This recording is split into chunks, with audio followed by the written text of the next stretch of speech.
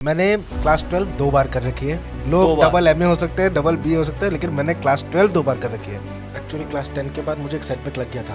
मेरा ऑलरेडी बहुत रेपुटेशन है, जो भी मेरा काम खत्म हो चुका है। मेरे को थोड़ा सेल्फ रियलाइजेशन हुआ। रेपुटेशन की परवाह क्यों थी? क्योंकि पापा एक अच्छे पोजीशन पे थे, भैया ऑल इंडिया टॉपर थे। पापा ने तो पहले बोल दिया था नहीं होगा इसका, ये यूएन का कुछ बन जाएगा लेकिन ये डॉक्टर नहीं बन सकता, इसके मार्क्स देख लो। मैंने कपिल सर का वीडियो देखा। सर ने बोला था you should not regret later in your life. गलती है तो अभी ठीक कर लो, बाद में वो गलती ठीक करने का समय नहीं मिलेगा। पहले तो मैंने बहुत मना किया। आई टुक अराउंड 1 मंथ कि मैं खुद को सोचूं कि क्या करना है, बट मैंने फिर सोचा कि ये मेरे लिए नहीं है। This field is not for mind. I should switch back to my goals and that is to become a doctor. मैंने फिर क्लास 11-12 साइंस में करी। करने के बाद मैंने फिर 3 बार नीट दिया। एक्सेप्टेंस बहुत ज़्यादा इंपॉर्टेंट। आप हवा में नहीं रह सकते कि मुझे बहुत आता है, नहीं। अगर मुझे बहुत आता तो I would have scored 720 out of 720। मुझे नहीं आता था। साइंस से आर्ट्स में आना इज रिलेटिवली बहुत ही आर्ट्स से साइंस में आना जो भाई ने किया खतरनाक है।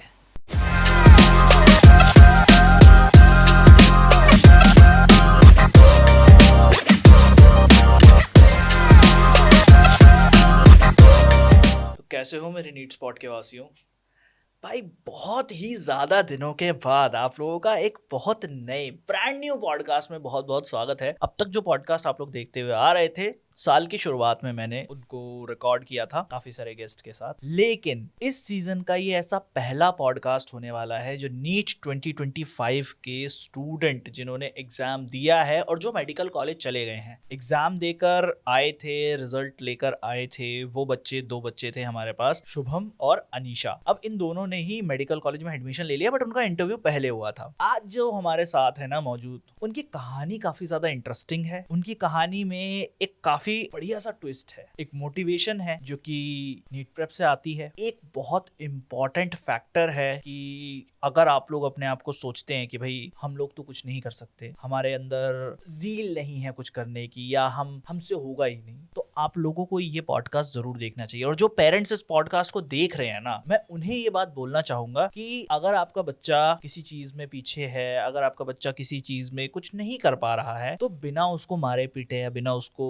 मतलब कि जिस तरीके से इंडियन पेरेंट्स रिएक्ट करते हैं उस तरीके से रिएक्ट करे बिना किस तरीके से उसको एक अच्छे लेवल पर पहुंचाया जा सकता है, उस बारे में आज हम बात करेंगे। और बात करेंगे एक स्टेट की, हमारे भारत के ही एक स्टेट की। तो पूरा पॉडकास्ट जरूर देखिएगा क्योंकि ये पॉडकास्ट बहुत इंपॉर्टेंट होने वाला है और जिनके बारे में ये पॉडकास्ट है उनकी स्टोरी काफी ज्यादा इंटरेस्टिंग है। तो बिना देर करते हुए मैं शिवम मौर्य नीट स्पॉट पे आप लोगों का स्वागत करता हूँ, और स्वागत करता हूँ शाहबाज का। मोहम्मद शाहबाज, आपका बहुत बहुत स्वागत है। कैसे हो भाई? Thank you so much sir. आप कैसे हो? मैं बिल्कुल ठीक हूँ सर। मैं भी बहुत बढ़िया हूँ यार।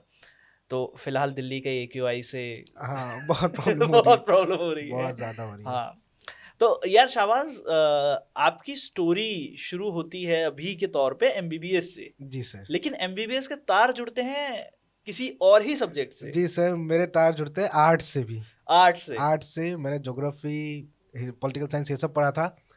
मैंने क्लास 12 2 बार कर रखी है। लोग डबल एमए हो सकते हैं, डबल बी हो सकते हैं, लेकिन मैंने क्लास 12 2 बार कर रखी है। मैंने क्लास 12 पहले आर्ट स्ट्रीम में किया।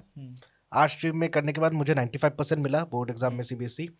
देन मैंने कपिल सर का वीडियो देखा जिसमें उन्होंने बोला था कि you should not regret later in your life. उसको देख के, और मेरे भैया ने भी बहुत सपोर्ट किया इसमें। Then I again change my stream to science. मैंने फिर क्लास 11-12 साइंस में करी। करने के बाद मैंने फिर 3 बार नीट दिया and I got selected in my 3rd attempt. Okay, so ये तो बहुत ही मतलब ब्रीफ में हो गया। जी सर। अब थोड़ा थोड़ा पर्दे खोलना शुरू करते हैं। यार, तुमने बताया था कि तुमने दिल्ली में ही अपनी पढ़ाई करी है काफी सारी। जी। ठीक है, उसके बाद फिर आप 2010 में आप यहाँ थे और 2010 से 17 तक शायद यहाँ पर थे। Yes sir. 17 के बाद फिर आप वापस से होम टाउन चले गए। मैं जोरहाट चला गया था। जोरहाट चले गए थे। अब मुझे एक बात बताइए, जब आप यहाँ दिल्ली आए जी, और दिल्ली में आपने पढ़ाई लिखाई शुरू करी, किस तरीके का एक्सपीरियंस था? किस तरीके से दिल्ली में आपकी पढ़ाई चल रही थी? प्लस 2017 में जब यहाँ से छोड़ के गए तब वहाँ कितना ड्रामेटिक चेंज आया था? बहुत ड्रामेटिक चेंज था क्योंकि यहाँ पर मैं पेरेंट्स के साथ था पूरा, मम्मी पापा भैया। तो यहाँ पर पढ़ाई बहुत अच्छी थी। I was a good student till class 7। Good student means good in academics. अभी थोड़ा सा तुम लोगों को एक हिंट दे देता हूँ। इनके फादर जो हैं वो स्टैटिस्टिशियन है। स्टैटिस्टिशियन मतलब कि नंबर्स का काफ़ी सारा गेम जो है वो सॉल्व करते हैं। इनकी मदर भी इकोनॉमिक्स बैकग्राउंड रखती हैं, भैया भी इकोनॉमिक्स बैकग्राउंड रखते हैं। करेक्ट। अब कहानी को शुरू करते हैं। फिर क्लास 7 में मुझे थोड़ा एस्थमेटिक प्रॉब्लम हो गया था। मैं बहुत धूल में खेलता था उस समय ग्राउंड्स में जाके, तो डॉक्टर एडवाइस किया था कि आप अगर जा सको तो दिल्ली छोड़ दो। सो देन मैं और मम्मी चले गए थे जोरहाट, और क्लास 8 से मैंने फिर जोरहाट से पढ़ाई कंटिन्यू की। क्लास 8, 9, 10 मैंने एक भी साल अच्छे से पढ़ा नहीं ऑनेस्टली, क्योंकि उधर मुझे मिल गया था फ्रीडम। पापा नहीं थे, भैया नहीं थे, मम्मी थी, तो मैं घूमता था, खेलता था पूरा एकदम, जितना मस्ती कर सकते हैं तो मैंने किया है। फिर इसीलिए मेरा क्लास 10 में उसका रिजल्ट मुझे मिला। I got only 74% in CBSE। Okay, हाँ। ओनली 74%। ओनली 74%। ठीक है। 74% पे काफी सारे लोगों को साइंस मिल जाया करती थी, बट मुझे नहीं मिली थी। तुम्हें नहीं मिली, मुझे बहुत मुश्किल से, बहुत कम मिला था, और मेरे मम्मी पापा ने एक्चुअली होप छोड़ दिया था, क्योंकि I got only 62 in science. तो उस हिसाब से क्योंकि इंजीनियर्स और डॉक्टर बनने के लिए आपके रिजल्ट दिखने पड़ेंगे, रिजल्ट देखना पड़ेगा, तो रिजल्ट के हिसाब, लेकिन I got 97 in social science. So पापा ने सोचा, मम्मी पापा ने सोचा कि इसको आर्ट्स में डाल देते हैं, उसी में कुछ कर लेगा, शायद कर ले। सो मैंने फिर 2 साल आर्ट्स करी, class 11, 12 from Assam rifles public school Jorhat. I got 95% in boards, but मुझे किसी भी अच्छे कॉलेज में, दिल्ली यूनिवर्सिटी में सीट नहीं मिला, बिकॉज इधर का कट ऑफ 97, 98 था। क्या देख रहे थे आप, मतलब सब्जेक्ट कौन सा देख रहे थे? पॉलिटिकल साइंस हिंदू कॉलेज में है आपका, अच्छे अच्छे कॉलेजेस में है। तो अभी तो भूल चुका हूँ एक्चुअली, बहुत साल से मेरा आर्ट्स से भी नाता छूट गया है। फिर कपिल सर का मैंने पॉडकास्ट देखा था, पॉडकास्ट नहीं था वो, एक्चुअली वीडियो था। हाँ, तो वीडियो में क्या था मुझे वो याद नहीं है, but what I remember is that sir ने बोला था, you should not regret later in your life. जो भी कर रहे हो, गलती है तो अभी ठीक कर लो, बाद में वो गलती ठीक करने का समय नहीं मिलेगा।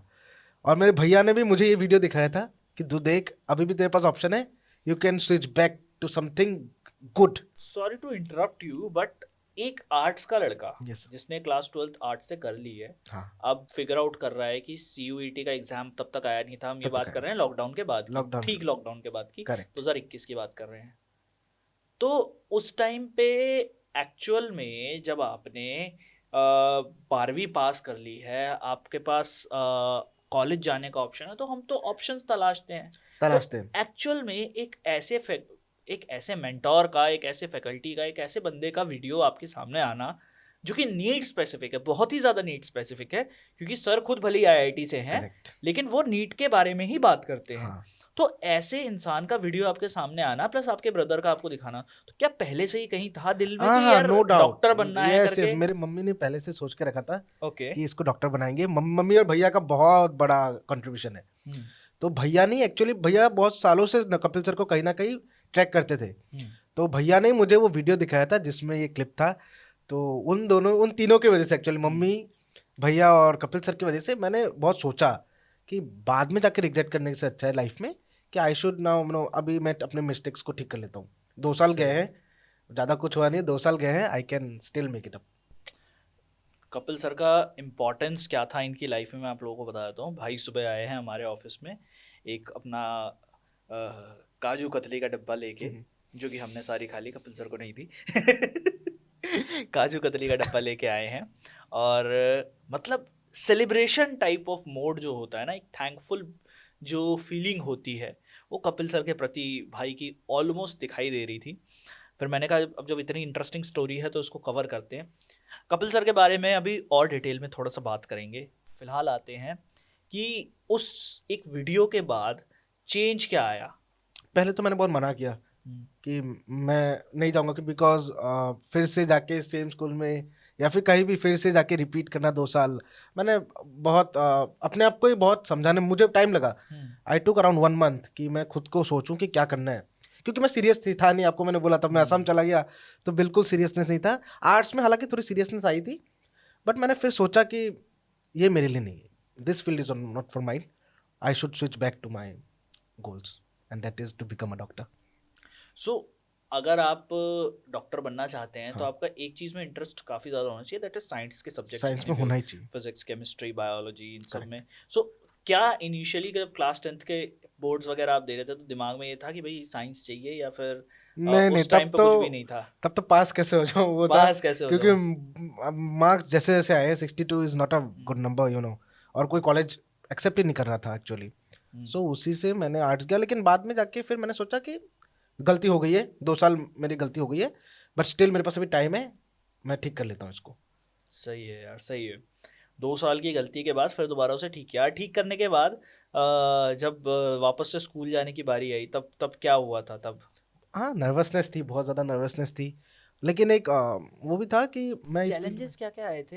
एक बार मुझे ये जानना है। 2 साल जब आप आर्ट्स पढ़ लेते हो तो आपका ब्रेन जो है उस तरीके से वर्क करने लगता है। हाँ, प्लस बहुत फिर उसके अलग अलग है, दोनों हाँ। का अप्रोच बहुत अलग अलग है। हम्म। साइंस इज साइंटिफिक, बहुत साइंटिफिक है, आपको उसको जानना पड़ेगा अच्छे से। आपको आप जानना सिर्फ पड़ेगा, रट्टे समझना मारोगे पड़ेगा, तो समझना पड़ेगा, अप्लाई करना पड़ेगा। अप्लाई करना पड़ेगा, सब ध्यान रखना पड़ेगा। हम्म। ऐसा नहीं कि 2 घंटा पढ़ के आप कर लोगे, नो, नो। उसको आपको अच्छे से समझना पड़ेगा, it takes time.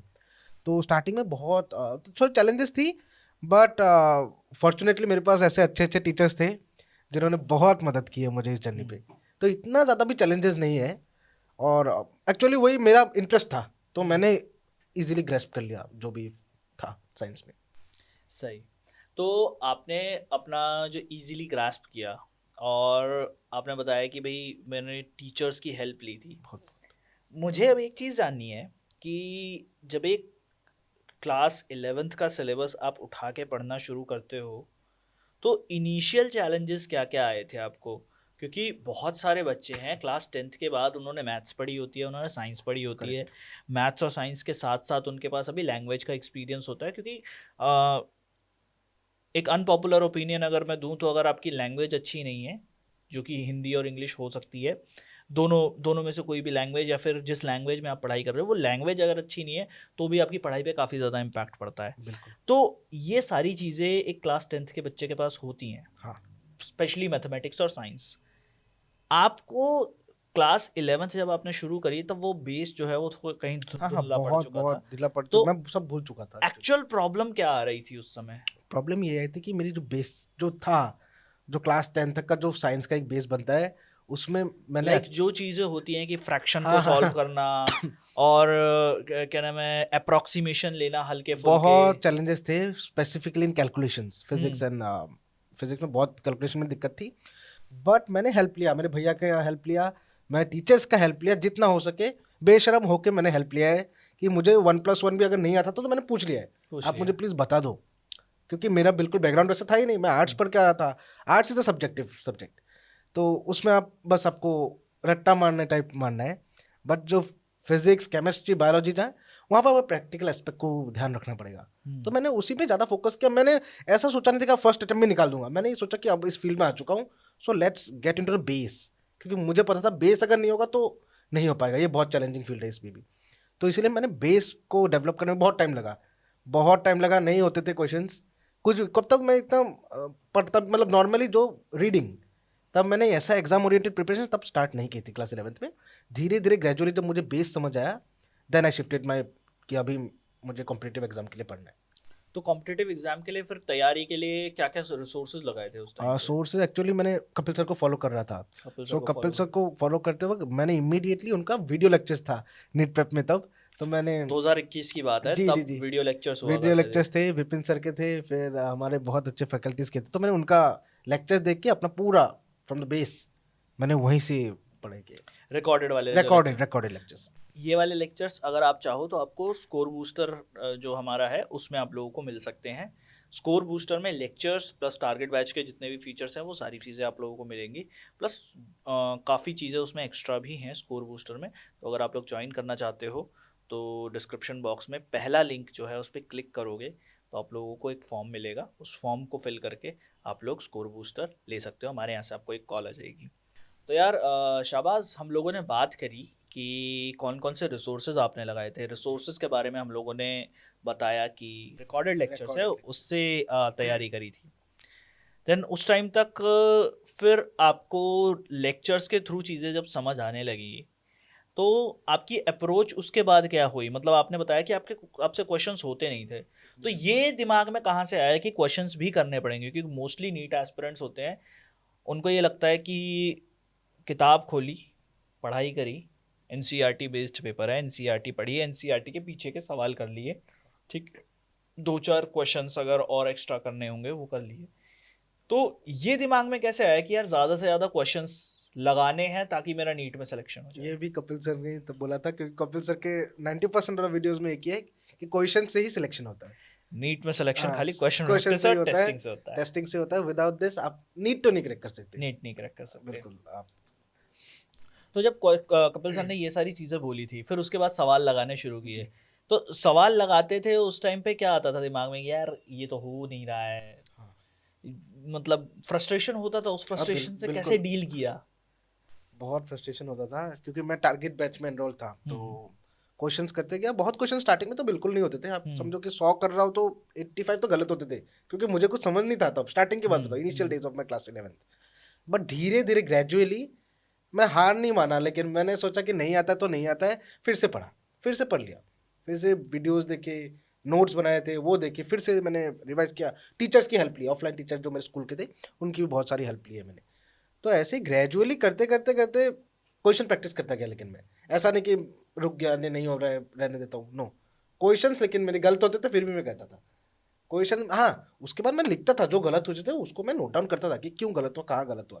Calculation mistakes होते थे, बहुत मिस्टेक हुई, क्योंकि मैं आर्ट्स बैकग्राउंड का था, तो कैलकुलेशन में थोड़ी दिक्कत थी, अच्छी खासी दिक्कत थी फिजिक्स में, जब लॉन्ग कैलकुलेशन थी। बट वही gradually practicing will help. Practice करने से आप ठीक हो जाएगा वो लास्ट में जाके। तुम सोच रहे हो अभी के टाइम पे, तुमने क्लास 10th करी, क्लास 11th कर ली, तुम में से कई सारे लोग बोलते हो कि मेरी 11th वेस्ट हो गई, फिर तुम 12th में जाते हो और तुम सोचते हो कि मेरे साथ चीज़ें कैसे होंगी। भाई ने क्लास 12th करने के बाद दोबारा से 11th में एडमिशन लिया, करना शुरू किया, कंप्लीटली अलग बैकग्राउंड से आके, कंप्लीटली अलग आर्ट्स से आने के बाद साइंस को पढ़ना। देखो मेनली क्या होता है कि आर्ट्स से साइंस में आना जो भाई ने किया खतरनाक है। साइंस से आर्ट्स में आना इज रिलेटिवली बहुत इजी। क्यों? क्योंकि आपको समझना इजी है, Subjective चीजें है। पढ़ना इजी है।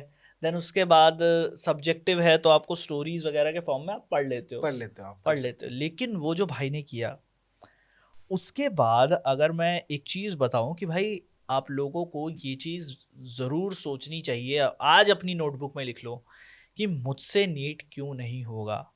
10 पॉइंटर्स लिखो, एंड देन उसके बाद उनका काउंटर पॉइंट दो कि क्यों होगा। अगर तुम वो 10 काउंटर पॉइंट्स दे सकते हो, तुम क्यों नहीं होगा कि 10 काउंटर पॉइंट्स क्यों होगा दे सकते हो, तो नीट हो जाएगा। बिल्कुल सही, बिल्कुल। और टाइम लगेगा, it will take time, good things take time. तो फाइनली जब क्वेश्चंस थोड़े बहुत होने लगे, तो फर्स्ट नीट का जो एग्जाम था 2023 में दिया था। 2023 में फर्स्ट 2023 में फर्स्ट अटेम्प्ट दिया था। तो 23 में क्या रहा था फिर? 23 में आई गॉट 380 तब। 380। लेकिन उस बेस में प्रिपरेशन नहीं थी तब। मेरा था कि बोर्ड्स को भी देखना है, क्योंकि जैसे जैसे पास तो होना ही पड़ेगा, क्योंकि मेरे लिए बिल्कुल अलग अच्छा, था। तुम रेगुलर स्कूल में थे या? रेगुलर स्कूल ही था वो, रेगुलर स्कूल ही था, क्योंकि मैंने ऑनलाइन लेक्चर्स ले ली थी सर की की। तो बोर्ड्स का भी थोड़ा ध्यान रखना था, क्योंकि इतना भी खराब नहीं कर सकता, क्योंकि ऑलरेडी एक स्ट्रीम छोड़ के आ रहा हूँ, तो और सोसाइटल प्रेशर तो था ही। और अभी क्या थे बोर्ड्स में मार्क्स 12th क्लास में? क्लास 12 में I got 84% 84% from state board, not State CBSE, board. State board is kind of difficult. It is a kind of difficult. Assam state board. Assam state board, AHSEC. तो वहाँ से मैंने दी। तो वही, इट विल टेक टाइम, आपको टाइम लगेगा, लेकिन आप कर लोगे। अच्छा, और फिर 2024 की जो तैयारी थी, जी। अब तैयारी की बात कर रहा हूँ, हाँ हाँ। कि 24 की तैयारी में क्या क्या चीज़ें फिर चेंज कर रही ताकि सिलेक्शन के चांसेस बढ़ जाए? बोर्ड्स खत्म हो गए, Boards तो खत्म my now focus shifted to NEET, purely NEET में आ गया। तो मैंने फर्स्ट जो काम किया था, तभी न्यूली आप लोगों ने नीट पे अपने ऑफलाइन टेस्ट सीरीज लॉन्च। तो मैंने सबसे पहले, मैं अभी याद है, मैंने जितना हो सके, मैंने विद सीआर पार्क में जो आपका ऑफलाइन सेंटर था, मैंने वहाँ पे एनरोल किया, दिल्ली के सीआर पार्क पे। क्योंकि नीट पे 2 दिन का ऑप्शन देता था, तो मैंने सोचा कि और एक टेस्ट सीरीज ले लेता हूँ अलॉन्ग विद एलएन का। तो मैंने एलएन का संडे देता था, मंडे या फिर सैटरडे नीट पेपर दे देता था, तो दोनों दिन मैनेज हो जाते थे। एक साल पूरा I didn't miss the single test. Marks नहीं आते थे, नहीं कर पाता था, लेकिन मैं टेस्ट नहीं मिस किया। ये बहुत इंपॉर्टेंट चीज़ है कि टेस्ट मिस नहीं करना। तुमने आज नहीं पढ़ा, गलती तो करके आओगे, करेक्ट। एटलीस्ट उस टेस्ट को अटेम्प्ट तो करो। नहीं अटेम्प्ट करोगे तो नहीं पता लगेगा, बिल्कुल भी नहीं पता लगेगा। तो टेस्ट देता था, फिर मैं लिखता था कि कहाँ क्या गलत हुआ है, क्योंकि कपिल सर का मोटो यही था, टेस्टिंग दो फिर उसको पढ़ो, मतलब उसको देखो कहाँ गलती हुई है आपसे, नहीं तो अंधाधुंध टेस्टिंग से कुछ नहीं होगा, आपको टेस्टिंग के साथ उसको देखना पड़ेगा कि गलती कहाँ हुई है आपकी। वो करता गया। तो मैंने फिर पूरा एक साल पूरा नीट प्रेप के साथ था, टारगेट बैच से क्वेश्चंस करता था, और एल और नीट प्रेप में जाके ऑफलाइन टेस्ट देता था, ये भी घर से ही किया है। फिर उसके बाद I got 564 in 2024 and unfortunately 2024 में हाँ 564 जी।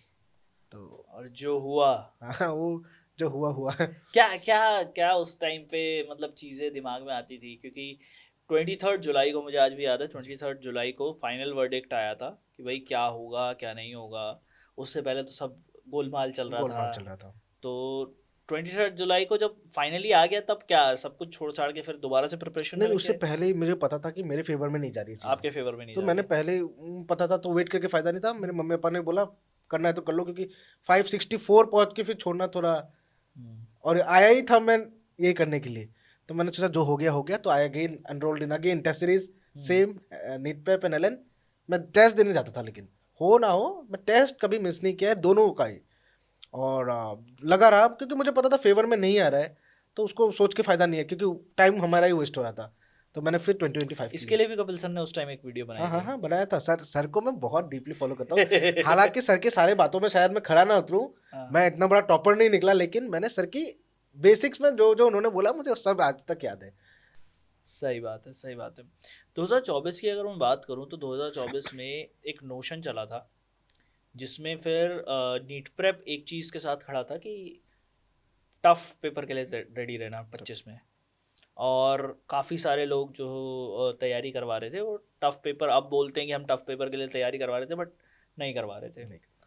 तो उस टाइम पे कभी कुछ फ्रस्ट्रेशन वगैरह होता था कि यार ये कपिल सर की जो टेस्ट सीरीज़ है या फिर जो नीट प्रेप की टेस्ट सीरीज़ है, उस टेस्ट सीरीज़ में नीट 2024 लेवल के सवाल तो है ही नहीं, नहीं, और नेक्स्ट लेवल के सवाल है, क्यों बिल्कुल। करवा रहे हैं हमसे ये सारी चीज़ें? एक्चुअली सर अगर आप PYQ उसको एनालाइज करोगे ना, हाँ 2016 में हार्ड पेपर आया था, हाँ। और 2015 का पेपर रिलेटिवली इजी था। एक इजी पेपर के बाद हार्ड पेपर बहुत आया रखा है। आप अगर PYQ आप एनालाइज करोगे तो 2020 का पेपर इजी था, 2021 का पेपर बहुत, तो एक आइडिया लग गया था। और मैं कपिल सर को ऐसे ही ब्लाइंडली फॉलो नहीं करता हूँ कि कुछ भी बोल रहे तो मान लूँ। मुझे पक्का विश्वास था कि व्हाट ही इज सेइंग बहुत सोच समझ के बोल रहे हैं, और फैक्ट्स भी थे। तो कभी, और मैंने हमेशा अपने आप को ऐसे प्रिपेयर नहीं किया कि इजी के लिए प्रिपेयर करो हार्ड के लिए, नो। जो भी आ रहा है उस पेपर, क्योंकि एनसीईआरटी से ही बन रहा है, तो मुझे आना चाहिए एज अ स्टूडेंट, वो हार्ड हो इजी हो, मुझे एटलीस्ट कुछ ना कुछ उसका आइडिया होना चाहिए। बाकी ऐसा प्रिपरेशन नहीं किया था कि कभी इजी के लिए पढ़ रहा हूँ, no no no, never. I was ready for everything, hard है इजी है मॉडरेट है, आपको रेडी होना चाहिए। और नीट पे अपने जो पेपर्स थे एकदम बैलेंस थे, कभी भी इजी ज़्यादा hard no, nothing, medium level papers were there. सही। मेरे को एक चीज़ और पूछनी है कि अगर आप ऑनलाइन तैयारी करते हो, जब आपके पास कोई सामने मेंटोर नहीं है, ठीक है, सामने कोई ऐसा बंदा नहीं है जो एक्चुअल में बोर्ड पे बैठ के आपको पढ़ा रहा है, बोर्ड पे खड़ा होके आपको लिख लिख के पढ़वा रहा है, ठीक है, तो ऑनलाइन किसी एक कॉम्पिटिटिव एग्ज़ाम की तैयारी करना, प्लस उस तैयारी को एक ऐसे नेक्स्ट लेवल पे लेके जाना कि भाई अब फोड़ देना है इस चीज़ में, कि नीट एग्ज़ाम पूरा क्रैक करके ही मानना है, ठीक है, तो ये जो चीज़ होती है, इस तरीके का डेडिकेशन और डिसिप्लिन कहाँ से, क्या डिसिप्लिन रखना पड़ता है, किस तरीके की चीज़ें आपको अवॉइड करनी पड़ती है, किस तरीके का आपको पूरा का पूरा एक फ्रेमवर्क तैयार करके अपना स्टडी करना पड़ता है, क्या होती हैं सारी चीज़ें? एक्चुअली क्लास 10 के बाद मुझे एक सेटबैक लग गया था हम्म, कि मेरा ऑलरेडी बहुत रेपुटेशन बवाल वाइज हो जो भी चुका है। मेरा काम खत्म हो चुका है, तो ऑलरेडी अब मेरे को थोड़ा सेल्फ रियलाइजेशन हुआ रेपुटेशन की परवाह क्यों थी? क्योंकि पापा एक अच्छे पोजीशन पे थे, भैया ऑल इंडिया टॉपर थे, तो एक रेपुटेशन का। इनके भैया ऑल इंडिया सीबीएसई टॉपर 2014 रहे थे, रैंक 2014 उनका, मतलब तब रैंक नहीं निकलती थी, तब टॉपर ही, डायरेक्ट आपको टॉपर ही बोलते थे। तो उनका अभी भी नाम है, आप केंद्रीय विद्यालय से थे, वो केंद्रीय विद्यालय वो नहीं। तो एक रेपुटेशन का भी था, सोसाइटल प्रेशर भी तो था। और क्योंकि इस फील्ड में मैं खुद आया था सबसे लड़ झगड़ के कि मैं करूँगा, मुझे करना है नीट, तो हाँ बहुत प्रॉब्लम्स थी। लेकिन वही था कि सेल्फ रिलेशन होने के बाद मुझे लगा कि मेरा ऑलरेडी लाइफ थोड़ा ख़राब हो चुका है इन टर्म्स ऑफ एकेडमिक्स, मुझे उसको सुधारना है। सुधारने के लिए मैंने कभी ऐसा सोचा नहीं कोई मेरे पास होना चाहिए कि पढ़ ले बोलने वाला, नो, आपको खुद ही करना पड़ेगा। और मेंटर की बात तो आपको ब्रेन में होनी चाहिए। मेंटर फिजिकली प्रेजेंट हो ना हो, उनकी बातें should be in your mind कि मैं जो भी कर रहा हूँ एक पर्टिकुलर गोल की तरफ मुझे उसको लेके जाना है। तो वैसे मैं इतना डिस्ट्रैक्ट जितना होना था क्लास 8 9 10 हो गया था। उसके बाद मेरा काम क्लास 10 में रिजल्ट दिखा दिया। उसके बाद मैं थोड़ा सीरियस मोड में अपने आप को लेके आ गया कि लाइफ को एक ना एक दिन ठीक करना पड़ेगा, अभी कर लेता हूँ तो ज़्यादा बेटर है। सही है, सही है। तो आपने इस चीज़ को एक मोटिवेशन ले लिया कि अब तक जितने फेलियर हुए हैं सबके कच्चा चिट्ठा लेके अब खुद पढ़ाई खुद करनी करना है। बढ़िया, ठीक है। तो अभी तो हम 2024 की बात कर रहे थे, लेकिन 2024 में जब तैयारी करना शुरू करी 2 अटेम्प्ट हो चुके थे जिसमें आपको झटका लग चुका था। अब तीसरे अटेम्प्ट की बारी थी। तीसरे अटेम्प्ट में ऐसा क्या चेंज किया कि इस बार आप गवर्नमेंट मेडिकल कॉलेज में हैं, प्लस अभी छुट्टियां मनाने के लिए अब दिल्ली आए हुए हैं। करेक्ट। तो क्या चेंजेस करे थे? चेंजेस यही थे कि मुझे पता था कि मुझे कुछ ना कुछ आता है जिसके कारण मुझे 564 मिला है। अब मुझे दूसरा ये चीज़ निकालना था कि कहाँ गलती हो रही है मुझसे, कहीं ना कहीं हो रही है, तभी मैं 720 तक नहीं पहुंच पा रहा। एक्सेप्टेंस बहुत ज़्यादा इंपॉर्टेंट है। आप हवा में नहीं रह सकते कि मुझे बहुत आता है, नहीं। अगर मुझे बहुत आता तो I would have scored 720 out of 720। मुझे नहीं आता था, तो मैंने देखा कि कहाँ नहीं आता। हो सकता है कुछ कुछ चीज़ों में कमी थी, तो मैंने धीरे धीरे पेपर निकाला था 2024 का। पेपर निकाल के देखा कि इतने ईजी पेपर में भी मेरे इतने कम क्यों आए, क्योंकि कट ऑफ तो 650 गई थी, मेरी तो 100 नंबर्स का गैप था। तो मैंने निकाला कि मेरे से कहाँ गलती हो रही है, उसको मैंने लिखा कॉपी में कि यहाँ यहाँ ये अगर फिजिक्स में अगर रोटेशनल मोशन है तो यहाँ पर मेरी गलती हो रही है। ये आपने कब किया था? अपनी तैयारी शुरू करने से पहले किया? तो मैंने पहले ऐसे अंधाधुंध स्टार्टिंग नहीं किया। मैंने सोचा कि इस बार क्या गलती हुई है वो नोट डाउन कर लेता हूँ, क्योंकि 2023 में अंधाधुंध स्टार्टिंग कर लिया था। तो उसके हिसाब से मुझे लगा कि कहीं ना कहीं मेरी प्रिपरेशन में कहीं कमी है। सो मैंने लिस्ट बनाया कि कहाँ कहाँ मुझे प्रॉब्लम आ रही है। फिजिक्स में प्रॉब्लम आ रही है, कहाँ कैलकुलेशन मिस्टेक हो रहा है, तो लिख लिया कि कैलकुलेशन मुझसे नहीं हो रहा है, I have to give some time on this. ऐसे लिखा। फिर धीरे धीरे ग्रेजुअली, क्योंकि तब तक रिजल्ट नहीं निकला था नीट का, तो मैंने फिर ग्रेजुअली प्रिपरेशन को स्टार्ट किया। और टेस्ट सीरीज थी तो टेस्ट सीरीज के लिए पढ़ता था, और पढ़ के फिर मैं देखता था कि यहाँ पर इस चैप्टर में मेरी ये गलती हो सकती है, उसको मैं ज़्यादा फोकस करता था। पूरा चैप्टर मैंने आज तक मतलब ऐसे पढ़ा नहीं, जहाँ जहाँ गलती होती थी मैं गलती से पढ़ता था। पहले गलती नोटिस करता था, ये गलती हो गई है, now I will study this topic again. ऐसे हुआ है 2025 का प्रिपरेशन। और 2025 का प्रिपरेशन तक तो ठीक था, और फिर 4 मई 2025 डरावना दिन, जब एक्चुअल में नीट का एग्जाम पेपर जब सामने आया। कौन सा सेट था तुम्हारा? 45 तो नहीं था? 47 था। 47 था। तो वो नहीं, वो लास्ट में था, जो क्वेश्चन सबने डरा है, क्वेश्चन नहीं था, सरफेस टेंशन का, वो सबसे लास्ट में था। तो फिर जब ये पेपर हाथ में आया तब एग्जामिनेशन हॉल में क्या फीलिंग आ रही थी कि भाई? नहीं, एक्चुअली 2-10 मिनट रिलेशन हुआ नहीं, क्योंकि मैं बायोलॉजी से स्टार्ट करता हूँ। मैंने बायोलॉजी देखा, मैंने पूरा पेपर देखा नहीं, मैं देखता नहीं, मैं स्टार्ट कर दिया बायोलॉजी करना। जब करे जा रहा हूँ हो नहीं रहे, ज़्यादातर क्वेश्चंस हो नहीं रहे थे, मतलब हो रहे थे लेकिन कहीं ना कहीं डाउट था कि इस क्वेश्चन में ये और एक हो सकता है। तो बायोलॉजी करते करते जब बायोलॉजी के मैंने फर्स्ट मैं हमेशा पेपर को 2 अटेम्प्ट में करता हूँ। फर्स्ट अटेम्प्ट में जितने आते कर दिया तो आता है एकदम फटाक से। सेकंड अटेम्प्ट में जो नहीं आए या फिर जो बाद में कर सकता हूँ वो करता हूँ। भाई तो ने कपिल सर को घोट के पिया हुआ है। ये 3 राउंड की स्ट्रैटेजी जो बता रहे हैं ना भाई, ये अभी हम लोग इसके ऊपर एक शॉट आज डालने वाले हैं हम लोग कपिल सर के चैनल पे। नीट स्पॉट पे तुम ये देख रहे हो, प्रेप पे हम लोग एक मेरे साथ ही कपिल सर का एक कॉन्वर्सेशन है वो डालने वाले हैं। 3 स्टेप स्ट्रैटेजी भाई प्रॉपरली कपिल सर को फॉलो किया हुआ है। मैंने पेपर कर लिया, बायो का कर लिया। तो बायो का करने के बाद मुझे पता चला कि मैंने जितना आज तक सोचा था कि नीट हमेशा 2 सब्जेक्ट हार्ड इजी देता है, 1 हार्ड देता है। तो मुझे बायो देख के लगा कि शायद इस साल का बायो हार्ड आ गया है। तो मैंने सोचा ठीक है, बायो जो हो गया लेट्स स्किप टू केमिस्ट्री, वो इजी आएगा पक्का। फिर मैंने केमिस्ट्री करना शुरू किया। केमिस्ट्री करते करते पता चला कि केमिस्ट्री भी मेरे से नहीं हो रहा है, बिल्कुल नहीं हो रहा है। फिर सोचा कि चलो फिजिक्स लेकिन ईजी होगा, लेट्स गो टू फिजिक्स। उसमें मार्क्स तो eight the and marks matter करते हैं। फिजिक्स में आया, फिर फिजिक्स ने भी तबाही मचाई बहुत। फिर फिजिक्स का क्वेश्चन पेपर देखने के बाद मुझसे नहीं हुआ, लेकिन मेरे पास एक बेनिफिट ये था क्योंकि मैंने ज़्यादा टाइम नहीं लगाया था। फर्स्ट राउंड में मैंने फटाक से देख लिया, जो आता है, जो नहीं आता नहीं आता है। फिर मैंने सेकेंड अटेम्प्ट में फिर से मैंने जो आता था उनको ढंग से करने की कोशिश की। हालांकि एग्जाम के बीच में मैं दूसरों को भी देख रहा था कि सिर्फ मेरे साथ ही ऐसा हो रहा है या दूसरों को भी सब पेंसिल से ऐसे खुजा रहे हैं, सबका मतलब सबका दिमाग खराब हो चुका था। और बीच में से ऐसा लगा था कि शायद मेरे लिए हार्ड आ गया पेपर, दूसरों के लिए बहुत इजी होगा, शायद वो लोग कर रहे हैं, लेकिन eight the end it was all good. तो कितने मार्क्स आए थे आपके? I got 480। 480 और फिर आसाम में आपको अभी एक मेडिकल कॉलेज हाँ, में एडमिशन मिला, हाँ, जहाँ से अभी आप एमबीबीएस कर रहे हैं। करेक्ट। ठीक है, तो आपकी ये थी नीट जर्नी के बारे में हम लोगों ने बात करी है गाइस। अब हम लोग जिस चीज़ के बारे में बात करने जा रहे हैं, यहाँ तक तो नीट की प्रिपरेशन के बारे में बात करी, अब थोड़ा शाहबाज के बचपन के बारे में बात करेंगे, थोड़ा शाहबाज के पेरेंट्स के बारे में बात करेंगे, एंड देन उसके बाद हम लोग एक अलग एक सेक्शन करेंगे जिसमें हम लोग बात करेंगे असम के बारे में। ठीक है, तो वो आप लोग टाइम स्टैम्प से रेफ़र कर सकते हो, जिसको जौन सा सेशन देखना है, जिसको जौन सा वाला सेक्शन देखना है, आप लोग वहाँ जाके रेफ़र कर सकते हो। But before moving to other sections, Shahbaz, मैं एक चीज़ जानना चाहूँगा कि क्या वो पर्टिकुलर एडवाइजेज़ हैं जो आप अभी के नीट एस्पिरेंट को देना चाहोगे, जो क्लास 11th अभी बोल रहा है कि मैंने वेस्ट कर दी है, या फिर जो क्लास 12th में है, या फिर ड्रॉपर है, जो एक्चुअल में भी नीट का एग्ज़ाम लिखेंगे इस बार, थर्ड, जो हमारे इस बार थर्ड को संडे पड़ रहा है, 3 मई को, तो उन बच्चों को क्या एक एडवाइस देना चाहोगे?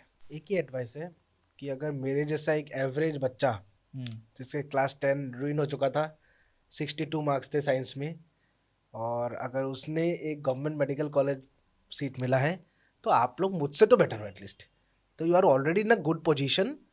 और फोमो करके कोई फ़ायदा नहीं है, आप जहाँ पर भी हो वहाँ से आप बस आप पढ़ते जाओ, अपना काम करते जाओ, eight the end it will be fruitful, होगा ही होगा। अगर मेरे से एवरेज बच्चा अगर गवर्नमेंट मेडिकल कॉलेज का सीट ले सकता है, तो आप लोग तो बहुत अच्छे पोजीशन पे हो, बहुत बेटर पोजीशन पे आप लोग मुझसे। शाबाश यार, मुझे एक बात बताओ, पापा बहुत एसएससी के बैच से हैं, 84 बैच से, हाँ, उन्होंने उस समय एसएससी ही लेता था, एसएससी 84 बैच से हैं, स्टैटिस्टिकल मतलब स्टैटिस्टिकल सीनियर ऑफिसर स्टैटिस्टिकल हैं, ऑफिसर। सीनियर स्टैटिस्टिकल ऑफिसर हैं। मम्मी इकोनॉमिक्स मम्मी में इकोनॉमिक्स में ग्रेजुएशन किया था, इकोनॉमिक्स में ग्रेजुएशन किया। भाई जो था, उन्होंने जो भी इकोनॉमिक्स से किया है फ्रॉम एसआरसीसी। From SRCC. यार मुझे एक बात बताओ, जब घर में इतने सारे लोग होते हैं, कॉमर्स बेस्ड होते हैं, ठीक है, जिन्होंने कॉमर्स ली है और तैयारी करी है और प्रिपरेशन करके अभी बड़ी बड़ी पोस्ट पे हैं, उस टाइम पे घर का एक सबसे छोटा लड़का, जिसको पढ़ाई लिखाई में बहुत ज़्यादा तो इंटरेस्ट अभी नहीं है, नालायक, तो एक तो तुम्हारा क्या रहता था पढ़ाई के पीछे कि यार पढ़ाई करनी पड़ रही है तो मौत आ रही है, ऐसा कुछ रहता था, और दूसरा पेरेंट्स का किस तरीके का रिएक्शन रहता था। प्लस मैं एक चीज़ पूछना चाहता हूँ, क्योंकि पिताजी स्टैटिस्टिकल ऑफिसर हैं, तो मैथमेटिक्स तो घर में बहुत होती होगी, बहुत ज़्यादा। तो कौन था वो तुम में और तुम्हारे भाई में से जो सबसे ज़्यादा पिटाई खाता था मैथमेटिक्स भैया की? नहीं खाई है पिटाई, और उनका रिजल्ट ये था कि उनको 100 मिला था एट द सीबीएसई 2014। 2014 में 100 आए 100 आए थे, और मैथमेटिक्स वो में। मार खा के आई थी भैया की। तो भैया loves maths and I hate maths, opposite. तो you hate maths, I hate but maths. Still your father is a statistician. Statistician, तो ये जो क्या है, ये डायनामिक्स कैसे काम करती है? सर काम नहीं करती थी, तभी उन्होंने मेरे ऊपर हाथ छोड़ दिया था कि इससे उम्मीद रखना अब थोड़ा प्रॉब्लम होगा। तो but it's okay, they supported me, मैंने जो भी किया है वो सपोर्ट किया है, उन्होंने बहुत सपोर्ट किया है। हालांकि मैं क्लास 8 तक बहुत अच्छा था, इधर दिल्ली में था, under the guidance of my parents I studied well, बहुत अच्छे से पढ़ाई की थी। 8 9 10 में थोड़ा सा बिगड़ गया, क्योंकि यहाँ कौन से स्कूल में थे? ये केंद्रीय विद्यालय आपका JNU, केंद्रीय विद्यालय JNU। और केंद्रीय विद्यालय IIT से क्लास 1 to 5, तो स्कूलिंग वॉज वेरी गुड है। उधर जब गया तो उधर दोस्त मिल गए, पीयर्स मिल गए, और पापा भी नहीं थे, तो मैंने सोचा क्यों ना थोड़ा मस्ती किया जाए, तो ज़्यादा ही मस्ती कर लिया मैंने, थोड़ा सा ज़्यादा मस्ती कर लिया।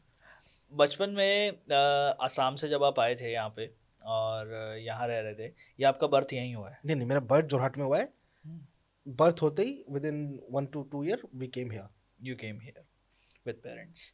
तो जो आपका यहाँ आने के बाद जो अपब्रिंगिंग हुई, mainly Delhi, as a Delhi guy ही हुई, जी क्योंकि बिल्कुल अब तो आसाम का वो एंगल खत्म हो चुका था, खत्म हो चुका चीजें था। बहुत वो हो चुकी थी। तो जब एज अ दिल्ली गाय जब आप बड़े हो रहे थे, प्लस तो घर का माहौल उस टाइम समय कैसा रहता था? बहुत ज्यादा पढ़ाई लिखाई वाला माहौल था? पढ़ाई लिखाई था क्योंकि मेरे भैया भैया स्टार्टिंग से टॉपर है। क्लास 10 स्टार्टिंग में से? भी 10 से जीपीए, क्लास 12 में भी आपका 97.6 था। और उन्होंने हमेशा टॉपर ही था, तो भैया was on cloud 9 and I was on ground. तो मैं ग्राउंड में था।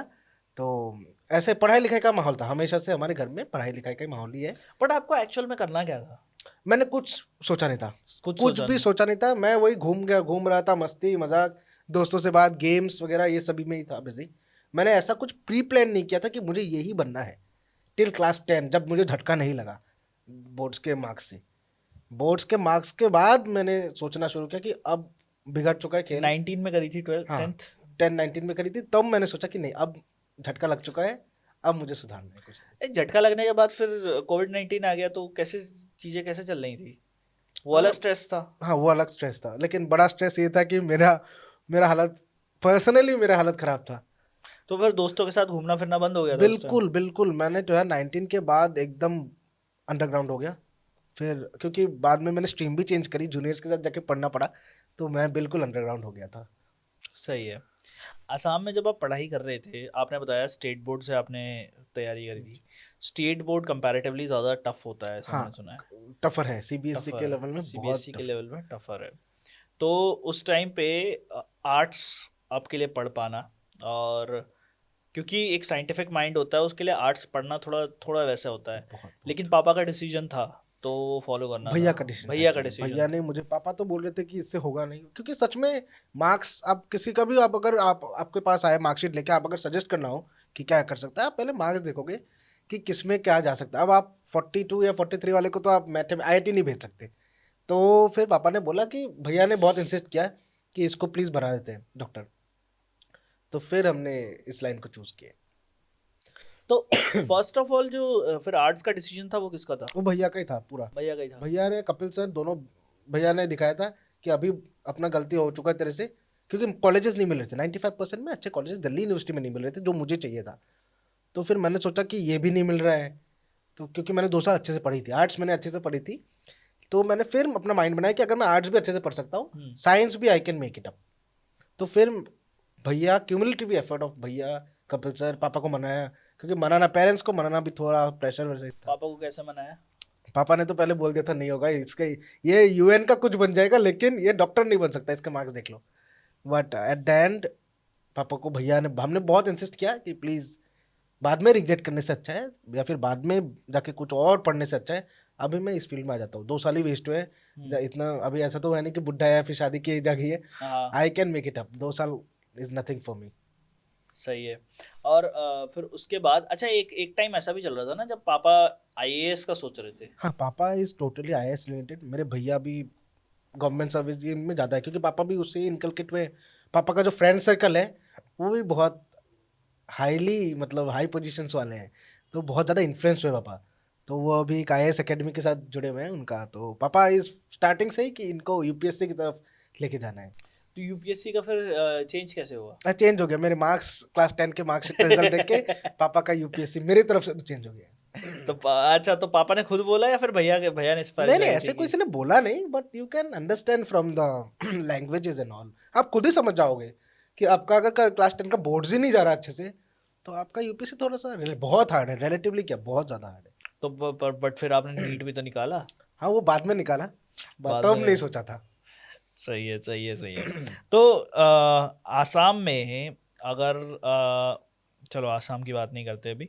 अभी मैं एक चीज़ ये जानना चाहता हूँ। पापा स्टैटिस्टिकल ऑफिसर, मम्मी इकोनॉमिक्स, और भैया वहाँ पे, और फिर आप अब अपना डॉक्टर का ख्वाब लेके जा रहे हो। एक चीज़ मैं जानना चाहता हूँ कि हमने ये जाना कि भाई इतने सारे लोग जब आपके घर में अच्छी पोजीशन पे होते तो आपको भी अच्छी पोजीशन का शौक प्रेशर रहता रहता है, है। प्रेशर रहता है एक। लेकिन सडनली साइंस में शिफ्ट करना, और मतलब कि ऐसा एक सब्जेक्ट जो कि घर में किसी ने शायद अभी तक पढ़ा नहीं है, एक्सप्लोर नहीं नहीं पढ़ा किया था। है, तो वो डिसीजन लिया। भैया ने भी सपोर्ट किया, मम्मी ने भी सपोर्ट किया, फिर फाइनली पापा को भी मना सब लिया लोग। गया, लेकिन आपकी तरफ से वो दिमाग में क्या चल रहा था?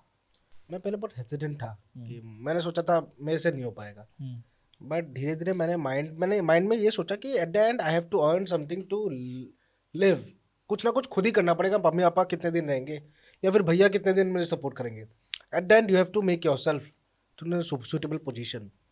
बहुत सोचा, फिर सोच समझ के डिसीजन लिया कि ये मैं कर सकता हूँ। मैंने बहुत सोचा कि मैं आई कैन डू दिस। फिर मैंने पूरा शिफ्ट किया, अप्रोच पूरा अलग लग गया फिर नीट के लिए। बढ़िया। स्टोरी में आप लोग एक चीज़ तो देख ही रहे हो, डेडिकेशन हो जहाँ पे और हार्डवर्क हो, उसका कोई सब्स्टिट्यूट है नहीं। नहीं बिल्कुल भी नहीं। एक चीज़ तो आपको पता ही है, नीट में सिलेक्शन क्वेश्चन प्रैक्टिस और टेस्टिंग से होता है। तो जिसको भी इस स्ट्रैटेजी के साथ बढ़ना है, डिस्क्रिप्शन बॉक्स में एक फॉर्म दिया गया है, वो फिल करो, और उसको फिल करके फिर हम लोग आगे बात करते हैं कि किस तरीके से आप लोग नीट की तैयारी कर सकते हो। क्योंकि हम लोग चाहते हैं कि आप लोग अगले साल इस सीट पे बैठे हो जहाँ शाहबाज हमारे बैठे हुए हैं, और इस सीट पर बैठ के आप अपनी बात जो है, अपनी स्टोरी जो है वो हमें सुनाओ। काफ़ी ज़्यादा इंटरेस्टिंग स्टोरी है शाहबाज की, जिसमें उन्होंने क्लास 10th का बोर्ड्स दिया, क्लास 11th और 12th पढ़ाई करी, उसके बाद दोबारा से क्लास 11th और 12th एक अलग स्ट्रीम से पढ़ाई करी। तो ये काफ़ी ज़्यादा इंटरेस्टिंग केस है। अब इसके बारे में आप लोगों ने जान लिया, इनकी स्ट्रैटेजीज़ के बारे में आप लोगों ने जान लिया। अब यार थोड़ा सा बात करते हैं कल्चरल रूट्स के बारे में। अब थोड़ा सा बात करेंगे कल्चर के बारे में, थोड़ा सा बात करेंगे कि एक जो आइडेंटिटी होती है उसके बारे में, और बात करेंगे भारत के नॉर्थ ईस्ट में मौजूद एक स्टेट के बारे में, असम के बारे में। शाबाश यार, हम लोग बात कर रहे थे कि असम का कल्चर क्या है, तो किस तरीके से, तो आपने बताया था आइडेंटिटी जो है आसमीज लोगों की, वो काफ़ी ज़्यादा वो दिल से लगा के रखते हैं। तो उसके बारे में थोड़ा बताइए। एज एन आसामीज हम लोग बहुत कूल माइंडेड और बहुत पीस लविंग लोग हैं। एक दूसरे को बहुत अच्छे से प्यार करते हैं, और हमारा कल्चर भी यही सिखाता है हमको एज अ रिचुअल। और हम लोग बहुत, हमारा identity as an Assamese is a pride for ours. बहुत हम लोग बहुत मानते हैं कि वी आर एन आसामीज। उसके बाद आता है अगर कुछ आना होगा, रिलीजन, कास्ट, रिलीजन और ये जितनी भी चीजें हैं, ये सब नीचे हैं। ये सब सबसे ऊपर है we are an Assamese. We are Assamese people, और हम इस ब्रदरहुड, मतलब ये ब्लड में है। We support each other in everything, and हमारा कल्चर भी यही सिखाता है कि एक साथ रहो, आप एक साथ रहो, एक साथ आप रह के नॉर्मल, आप टेंशन फ्री जिंदगी जियो। और बहुत रिच कल्चर है, बहुत ज़्यादा। और ज़्यादा जानने के लिए मैं आपको इनवाइट करूँगा, please come to Assam. Guys, अगर इस पॉडकास्ट पे 50 के अगर व्यूज़ आते हैं और 10 के लाइक्स आ जाते हैं, कमेंट्स की बात मैं अभी नहीं करूँगा, तो मैं कपिल सर से खुद बोलूँगा कि मुझे, मेरे कैमरा पर्सन को और मेरे एडिटर को हमें आसाम की सैर करवाने लेके जाएं। क्योंकि आसाम मैंने सुना है काफ़ी अच्छी जगह है, बहुत सुंदर जगह है, बहुत अंडररेटेड जगह है, लोगों ने अभी तक अच्छे से एक्सप्लोर नहीं किया है। मैं आपको बिल्कुल सजेस्ट करूँगा, प्लीज़ कम टू आसाम। कुछ दिन तो गुजारिए आसाम में। तो आसाम का कोई भी टूरिज्म का अभी ब्रांड एम्बेसडर नहीं है, जैसे गुजरात पहले के प्रियंका चोपड़ा थी, पहले प्रियंका चोपड़ा थी। If I am not wrong, Priyanka Chopra थी। तो क्या अब आप सोच रहे हैं रेयान पराग को बनाने का? वो क्रिकेट के लिए ठीक है, क्रिकेट के लिए ठीक है, सही है। आसाम में यार अगर स्पोर्ट्स की बात हम लोग करें तो कौन सा स्पोर्ट्स सबसे ज्यादा?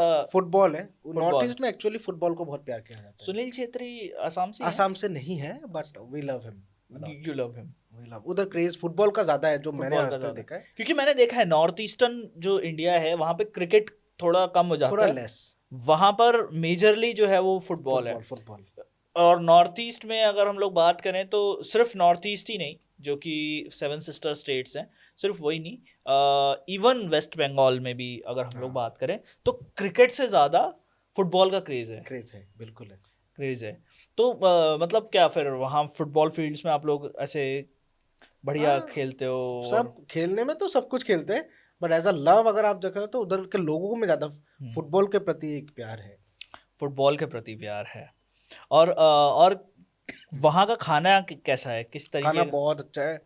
आसामीज थाली जो होती है, आपने अगर कभी खाई नहीं हो, इट इज वेजिटेरियन है। 90% नहीं, वेजिटेरियन के साथ नॉनवेज भी बहुत नॉनवेज भी खाया जाता है।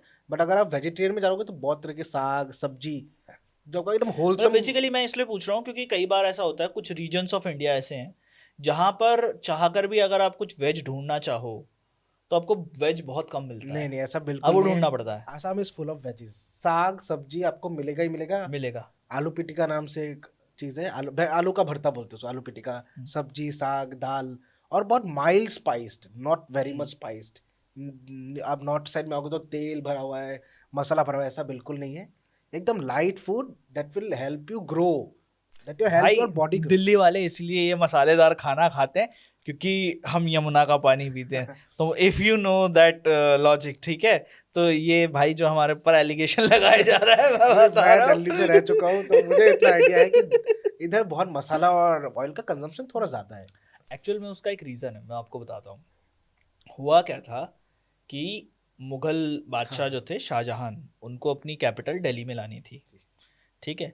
तो अब यमुना का पानी जो है वो कंज्यूम करने के लिए थोड़ा आपके अंदर होना चाहिए कि थोड़ा दमखम चाहिए, ठीक है। तो कुछ यमुना के पानी का कुछ किस्सा था। तो जो बेसिकली उनका राजवैद होता था, राजवैद यानी कि जो डॉक्टर होता था उनका, तो उसने बोला यार तुमने सबसे पूछ लिया, मुझसे पूछा ही नहीं कि दिल्ली में रखना चाहिए नहीं रखना चाहिए।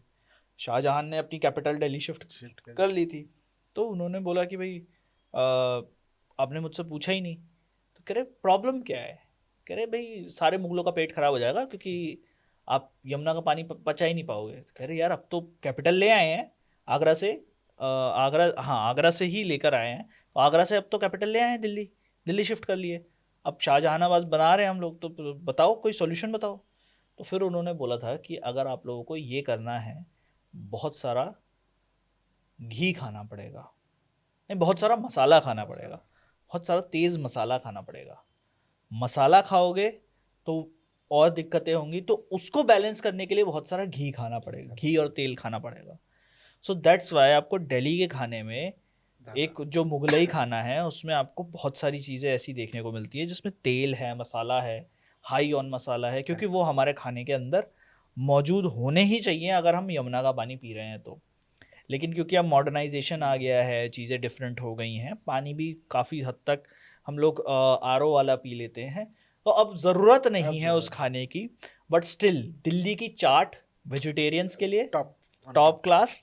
उसके पीछे भी एक रीज़न यही है कि भाई जो वेजिटेरियंस है उनको मसाले वाला खाना खाने के लिए वो चीज़ चाहिए, प्लस जो नॉन वेजिटेरियंस है उनके लिए निहारी है, उनके लिए और चीज़ें हैं, कोरमा वगैरह, जो सारी चीज़ें जो मसालेदार हैं, जो कि उनकी बॉडी को बैलेंस करते हैं, वेजिटेरियंस की बॉडी को चाट वगैरह बैलेंस करते हैं। तो कई बार ऐसा होता है ना कि चाट जो है वो एपेटाइजर्स की तरह यूज़ किए जाते हैं। अभी अभी मेरे को एक कमेंट आया कि मेरे चैनल पे कि sir are you a vegetarian, vegan और नॉन वेजिटेरियन? मैंने कहा व्हाई डज दैट मैटर? तो बच्चे ही हैं क्लास 8th 9th के, तो उन्होंने बोला कि नहीं नहीं सर, वीगनिज़म इज़ सपोर्ट्स ह्यूमैनिटेरी, मतलब ह्यूमैनिटी को सपोर्ट करता है, ये करता है वो करता है।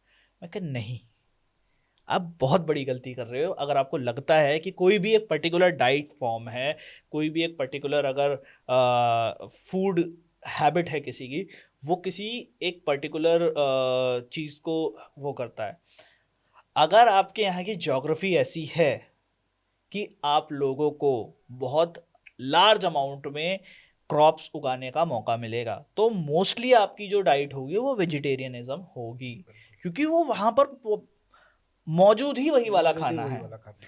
अब अगर आप चले जाओ नॉर्थ ईस्ट में तो वहां पर बहुत सारे साग मिलेंगे आपको, तो साग वगैरह आप खाओगे, फॉरेस्टेड एरिया बहुत ज्यादा है, forested area, plus I think आपके यहाँ मिलेट्स वगैरह भी काफी ज्यादा खाते हैं, ठीक है। तो मिलेट्स वगैरह खाएंगे, वो मिलता है इनके यहाँ, मिलता है इनके यहाँ, तो वो लोग खाते हैं उस चीज को।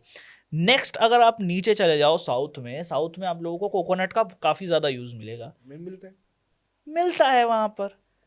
देन उसके बाद अगर आप चले जाओ कि वो कोकोनट के बाद बनाना एक चीज़ होती है, जो बनाना भी कोस्टल एरियाज़ में काफ़ी आप लोगों को देखने को मिलता है, ठीक है।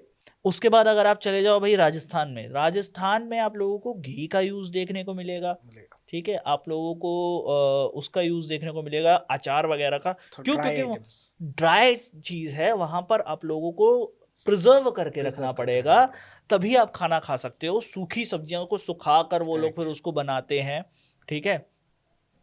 और इवन बेसन से भी वो एक गट्टे की सब्जी बनाते हैं। तो वो सारी चीज़ें उनके कल्चर में कहाँ आई? वो कल्चर में वहीं से आई कि भाई एक्चुअल में वहाँ पर खेती नहीं कर सकते उनकी ज्योग्राफी ही ऐसी है, उनकी ज्योग्राफी ही वैसी का है। कंजम्पशन ऑब्वियसली लेस हो जाता है थोड़ा सा ग्रीन। देन उसके बाद अगर हम नॉनवेज की बात करें तो नॉनवेज में आता है कि भाई जो कोस्टल एरियाज पे लोग रहते हैं वो मोस्टली सी फूड खाएंगे। बिल्कुल। गोवा में चले जाओ आप कर्नाटका में चले जाओ, आप जो उनके कोस्टल रीजन्स है, इवन पुरी वगैरह में, पुरी में चले जाओ आप, जहाँ पर कोस्टल रीजन्स हैं वहाँ पर irrespective of your religion people eat seafood. वो सी फूड खाएंगे। जहाँ भेड़ बकरियाँ बहुत ज़्यादा हैं वहाँ दूध घी वगैरह चलेगा, प्लस उसके साथ उनका मांस खाएंगे लोग, मीट खाएंगे वो लोग। जहाँ पर पोल्ट्री फार्मिंग बहुत ज़्यादा होती है वहाँ चिकन बहुत ज़्यादा चलेगा, ठीक है, क्योंकि जो चीज़ बहुत ज़्यादा अवेलेबिलिटी होती है उसके हिसाब से लोग अपनी डाइट चेंज कर लेते हैं।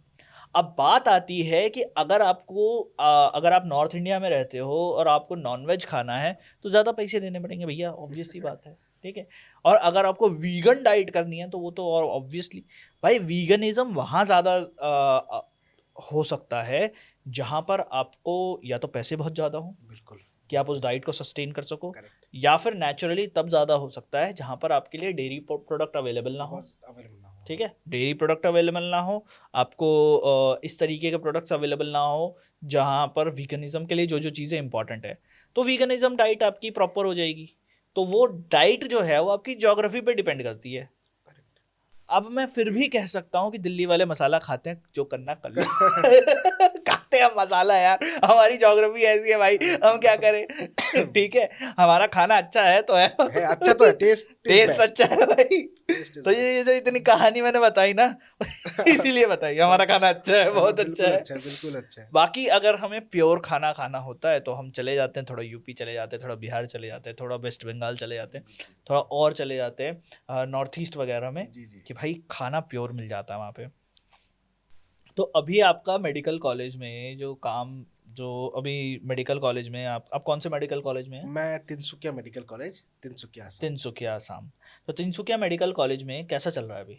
अब बहुत अच्छा चल रहा है, अभी बहुत चल रहा है। एक चीज़ आती है, डाइसेक्शन की पहली क्लास जब होती है तो सब लोगों को एक अलग सी चीज़ स्मेल करने को मिलती है, फॉर्मेलिन। तो उस टाइम पे कुछ ऐसा दिखा कि कुछ लोग, दो तीन लोग होते हैं, दो तीन लोग बेहोश होंगे, दो तीन लोग बेहोश होंगे, फिक्स्ड है हर कॉलेज का ही, दो तीन लोग फिक्स्ड है।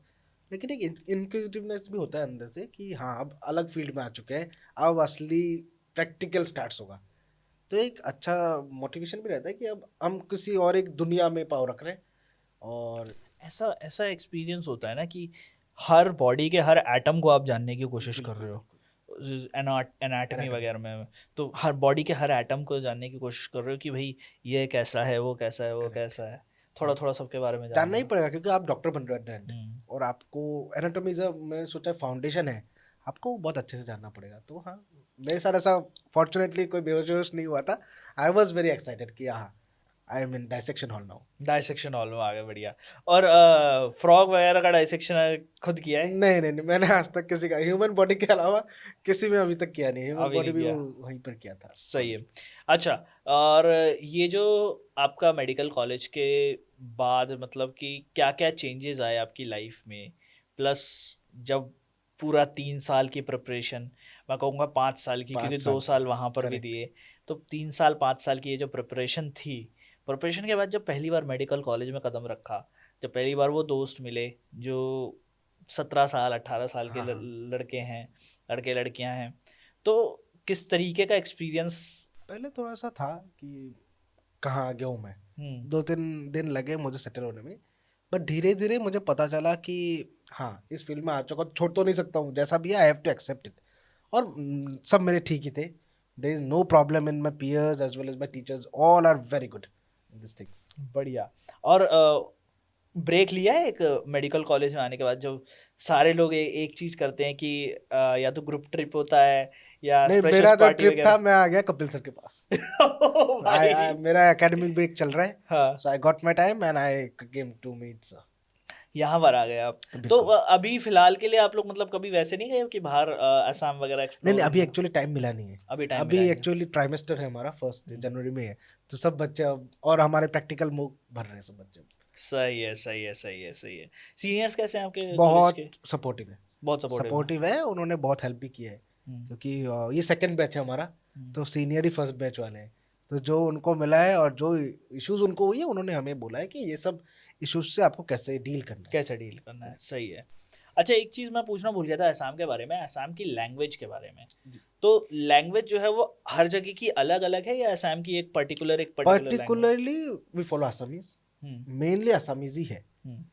रीजन वाज असमीज के एक्सेंट में थोड़ा सा डिफरेंस आ सकता है, बट वी आर असमीज, हम पूरा स्टेट असमीज। एक्सेंट में डिफरेंस आ सकता है बेसिकली कि कुछ चीजें आप कहीं पर कोई चीज वर्जन अलग हो सकता है, किसी का बोलने अलग हो का सकता है, फॉन्ट अलग हो सकता है, किसी का बोलने का तरीका अलग हो सकता है, बोलने का तरीका बट है वो असमीज ही है, असमीज लैंग्वेज। सही सही सही। तो यार शाहबाज, बहुत मज़ा आया आपके साथ बात करके, बहुत सारी डिटेल में हम लोगों ने बात करी। कुछ लर्निंग्स जो हैं वो शाहबाज के पॉडकास्ट से मैं आप लोगों को बता देता हूँ, शाहबाज खुद भी कुछ चीज़ें बताएंगे। देखो, सबसे पहली बात, अगर आप समझते हो कि आप लूज़र हो तो फिर आप लूज़र हो। अगर आप नहीं समझते हो कि आप लूज़र नहीं हो, भले ही तुम्हारे मार्क्स कम आ जाए, तो तुम फाइटर हो, फिर तुम लूज़र नहीं हो। बहुत छोटा सा डिफरेंस है, माइंडसेट का डिफरेंस है कि अगर आप लोग अपने आप को लूज़र मान रहे हो तो फिर आपको दुनिया भी लूज़र मानेगी, लेकिन अगर आप अपने आप को फाइटर मान रहे हो तो भाई फाइट करो। अभी भी देर नहीं हुई है, बहुत सारी चीज़ें हैं जो आप प्रैक्टिस कर सकते हो। और प्लस एक चीज़ और, शाहबाज ने कपिल सर को टोटली फॉलो किया है, प्लस माइंडफुली फॉलो किया है। ऐसा नहीं है कि कुछ भी जो कपिल सर बोल रहे हैं वो एकदम पत्थर की लकीर बांध के समझा, उनकी बातों को समझने के बाद एनालाइज किया, एनालाइज करने के बाद उस चीज़ को प्रैक्टिकली अप्लाई किया, एंड देन फिर अब एक चीज़ करते हैं वो कि भाई नीट के एग्ज़ाम की तैयारी इस मोड में करूँगा मैं। उन्होंने ऑनलाइन लेक्चर्स लिए, लेक्चर्स लेने के बाद फिर उन्होंने टारगेट बैच से क्वेश्चंस की प्रैक्टिस करी काफ़ी ज़्यादा, टेस्ट आज तक एक भी मिस नहीं किया। तो होपफुली आप लोगों को ये चीज़ समझ आई होगी।